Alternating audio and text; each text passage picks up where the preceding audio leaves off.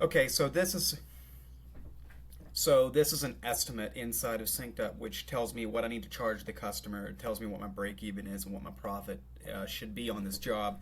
But all of that is going to be in vain if my calculations that help me come up with these numbers are outdated or off. And so, what it looks like to ensure that these numbers are actually going to make me profitable is in SynkedUP, you can do what we call a budget, which essentially is where you tell the software every dollar your business spends to be in business, like all of your overhead, equipment, etc.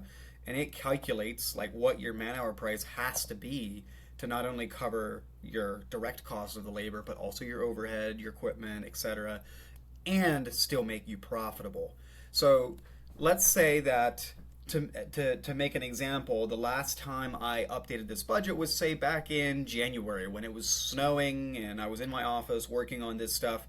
But in the meantime, in my list of overhead expenses, I'm like, oh my, like we actually got a whole new website that cost us $8,000. That's not in here. So I need to update that. We added a whole new ad campaign. So I need to put in like the dollars that I spend on that, which is $2,500 a month. Oh, my insurance went up, so I have to update that. Um, and just go down through the list, and you're like, okay, well, what changed since I was in here the last time? And now that they are updated, I can come back to the overhead side and see like, oh my goodness, I was undercharging.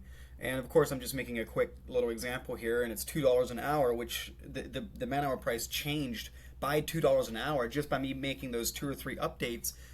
Doesn't sound like much until you realize, like, oh, I have 13,000 hours in my company. Take 13,000 times $2 an hour. That's $26,000 of unrecovered expenses, which is exactly how an out-of-date budget can make you think that you're pricing everything correctly, but the sheer fact that it's only out of date since you've last updated it makes you not as profitable, worst case, not profitable at all, as you thought you would be. And so the point to take away from this is just make yourself sit down every quarter at minimum and go through these things line by line and just make sure that everything is up to date so that you don't get stuck in the paradigm of thinking you're making money because you did all this math a year ago,